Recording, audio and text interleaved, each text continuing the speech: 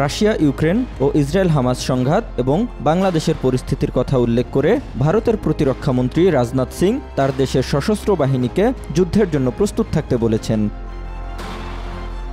এ ঘটনায় দুপুরে পররাষ্ট্র মন্ত্রণালয়ে কড়া প্রতিক্রিয়া জানিয়েছেন বাংলাদেশের অন্তর্বর্তীকালীন সরকারের পররাষ্ট্র উপদেষ্টা তৌহিদ হোসেন। ভারতের প্রতিরক্ষা মন্ত্রীর বক্তব্য বাংলাদেশের জন্য হুমকি কিনা জানতে চাইলে তিনি বলেন, রাজনাথ তার নিজের দেশের কনজামশনের জন্য বলেছেন কিনা সেটা আমাদের বুঝতে হবে। আর তিনি যেভাবে বলেছেন তা অনেকটা বিটিং অ্যারাউন্ড দ্য বুশের মতো। আমরা অবশ্যই দেখব এটা কি হচ্ছে, কেন হচ্ছে। নিজের কোনো রিয়াকশন দেখাতে চাই না। আমরা অবশ্যই এটা দেখব যে কি হচ্ছে, কেন হচ্ছে, এটা আমাকে দেখতে হবে। আমরা সেটা দেখব।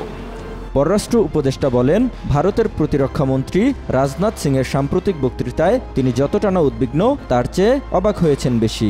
রাজনাথ কেন বললেন এটার কোনো কারণ তিনি খুঁজে পান না।